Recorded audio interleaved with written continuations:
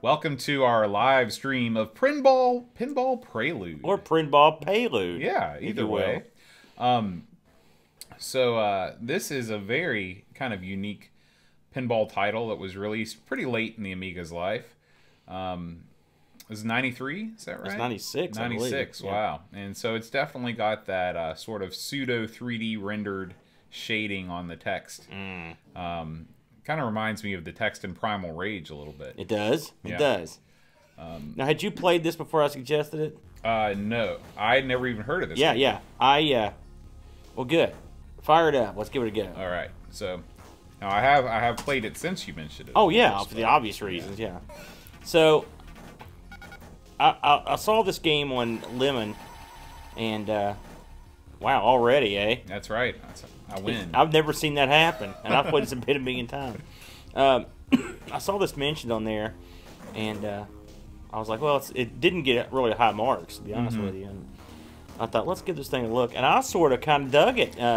It's very, I mean, it's different. That's what I like about it. It's different. And but the scrolling is so silky smooth on it. Yeah, and I'll tell you, this table, I don't really feel like there's anything to write home about. It's okay. The second table, the present day pinball. Yes. That might be my favorite Amiga pinball table of all time. It's definitely the class of this batch, but I like this table. I like them all for different reasons. This is the simplest table, but I mean, it's interesting. It's still got stuff to do. I like the genre they used was cute. You know, is this how we're gonna do it? Yeah. All right. Let me see here. I like I'm not 100% sure what you're trying to accomplish in a storyline. There's different forms of clocks up there. Right. I know that. And I almost wonder if they just forgot to, or if they just couldn't figure out what to do with this table to make it past. And they're like, let's just put some clocks up there. Well, I printed off the docs for this, but all I could find were like the different point values and at different levels of difficulty, because this has different levels of difficulty, and it didn't say anything about like what you're doing. I love that. That's really cool. I think that's very clever. Yeah. You know. I really thought this table was almost a little bit too easy because there's no outlanes. Well, yeah. Well, I believe actually the last one has no outlanes either. The last one was just so bizarre that I couldn't even figure it out. So. Well, I mean, it's different. It is. It's different. I'm trying to get the water feet to come out here. I was that frog jumping through too. But this one, like I said, I like the tunes. Okay, I mean, I guess this isn't like the ultimate demo reel of tunes, but it's not bad. Yeah. But it fits. But I mean, I played this a lot. The good thing about this is I played this in my few, downtime hours, and that's a good thing about doing pinball on our show. It's like, that's one thing you don't have to worry. You can just kind of turn off your brain and just go for it. Yeah. And we haven't played one for so long, and I thought, what the hell? But this one I dug, and like I said, this is sort of a tranquil board.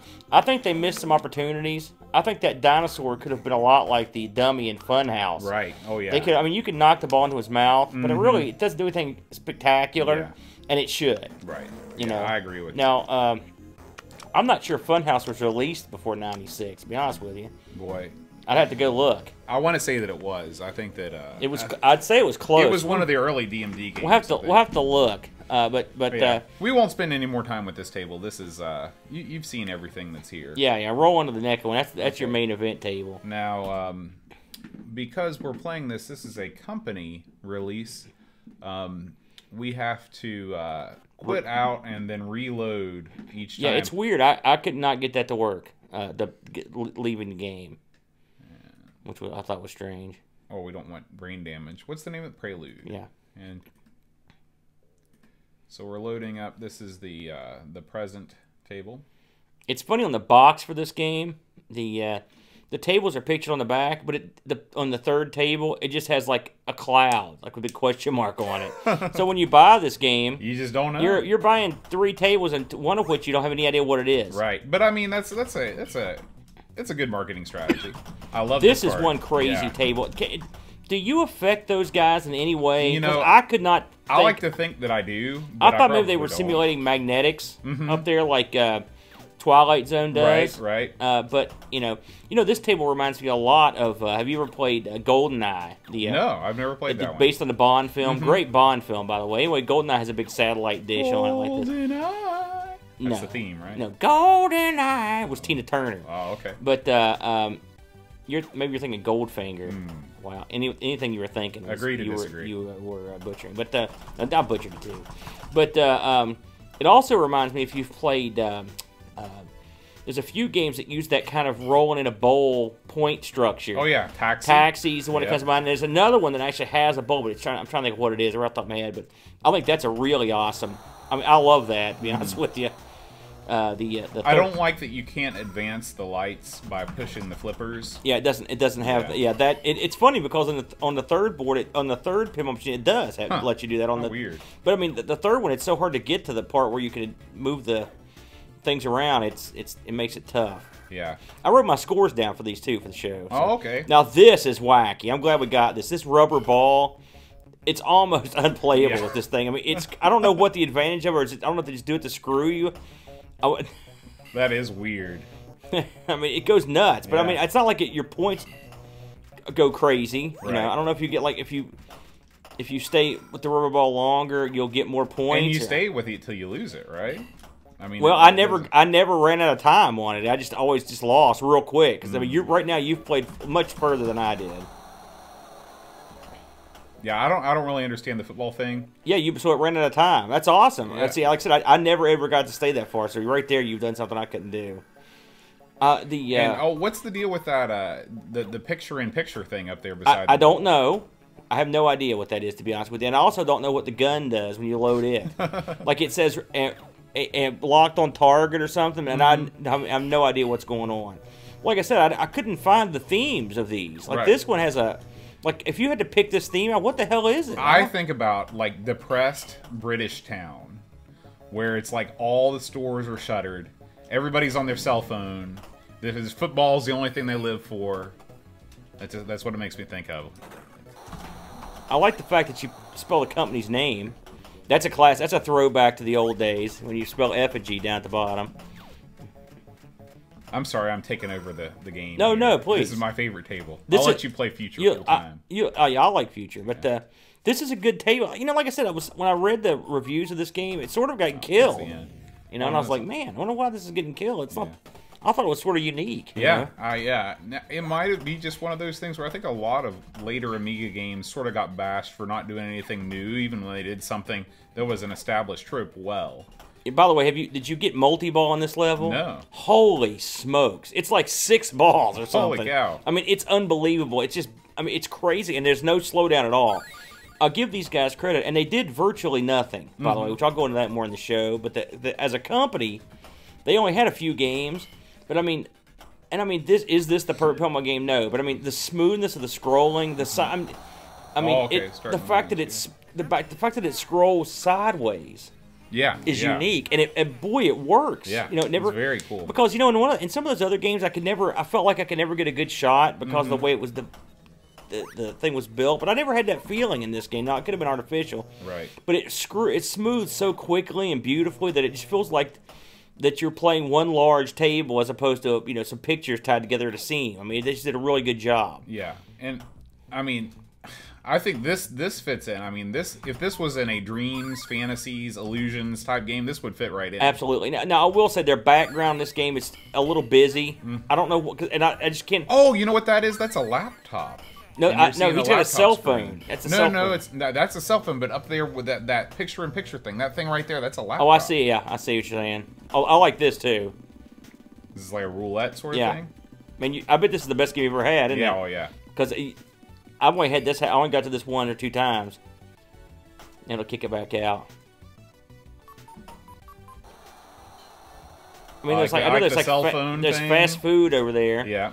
And then there's the soccer. I guess the soccer game. What's that game you play with the like foosball? Here you go. Get ready. Oh. I'm so glad you got to this. This is awesome. Look at this. Is it 5 or 6? Yeah. It's 5. It's 5. Now, it was 5. Now it's less.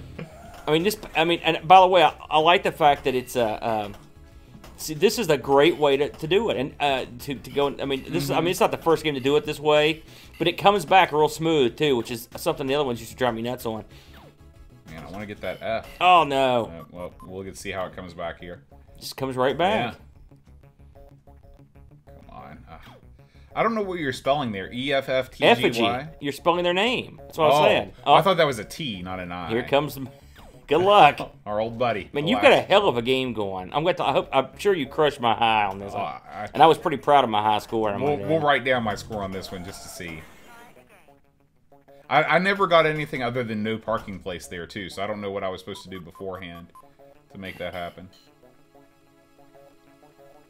The ball is not going any... It just... This is like playing pinball in the 2600. Have you ever played... You've played Twilight Zone before, right? You know the ball switches in that, and you get a ceramic ball. And it's real light, but it's not bouncy. Right. You know, look at this. Smiling Millions.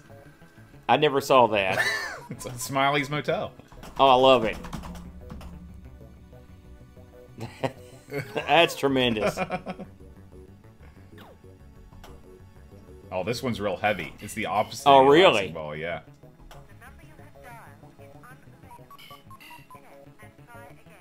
It sounds like Knight Rider or something.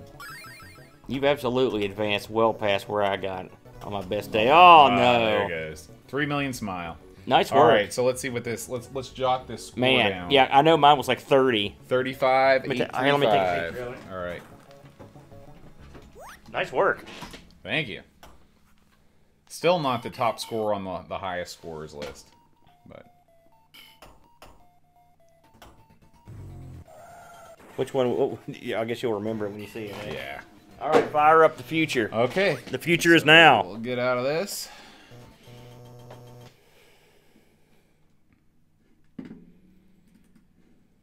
Whenever I play at company stuff, it just takes me back to the early days of the Amigos podcast.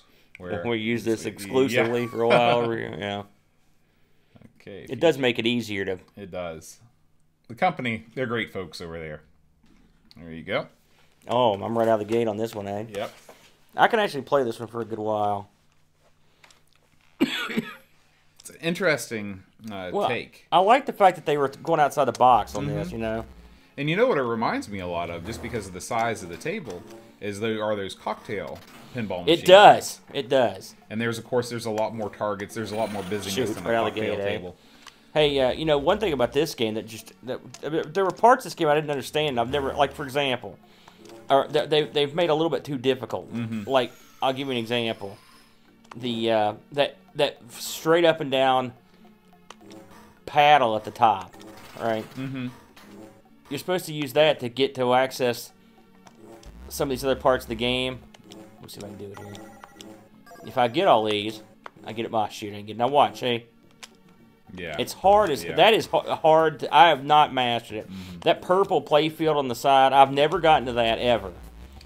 You know what this also reminds me of is the Metroid pinball games. Did you ever play those? It reminds me of the Metroid or the Devil's Crush. Some of those, you know, see, I've got all but one.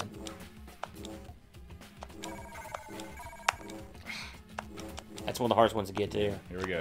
Oh man, you hit it. Just. It's hard. I mean, that's a weird thing to get used to be honest with you. But I've never. There's a flipper at the bottom right. I've never ever used it.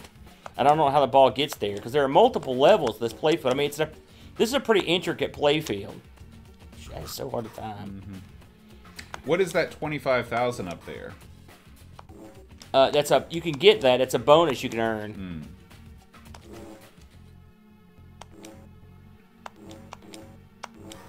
I know this table was heavily killed in a lot of the user reviews I read.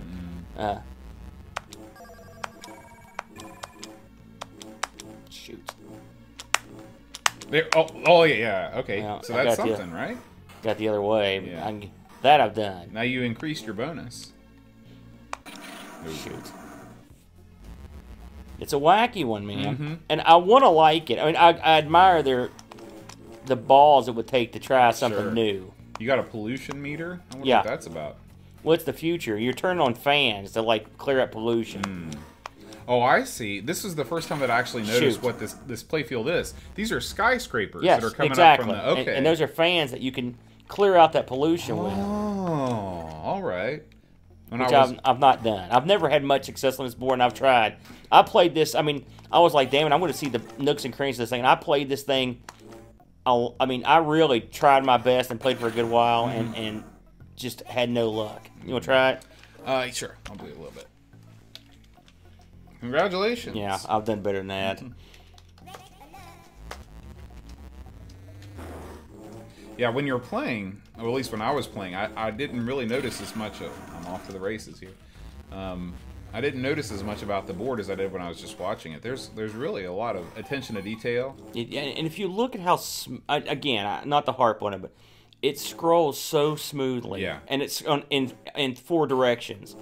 You know, in every direction, you get nice... That follows the ball nicely. Even when you can't see the ball, the screen's following you. Yeah. Okay, see right there? You can see those up there. There's little dots. Those are the things you can move with your flippers. Oh, okay. That's what I'm saying. It's hard to get them up there. Right. You know, even in this one, even though you do like, there's no outlanes in this game in this table either. Right.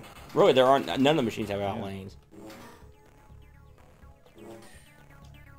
So now you can move those. I've never gotten all 4. Oh, okay. I need to move my thing to the left and then let it fall on it. I see how that works now. Oh, that was dumb. And this is one game you can't whine about losing the ball. If you lose it, you pretty much it's on you. There's no cheap. You see that flipper all the way to the right? Uh-huh. That's the upper playfield flipper. I've never gotten to use that.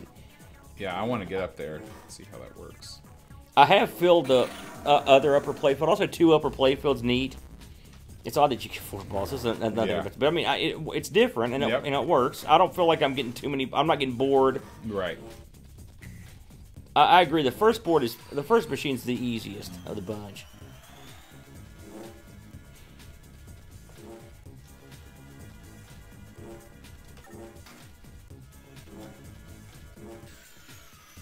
I also like there's a loop up the upper right. It's nice.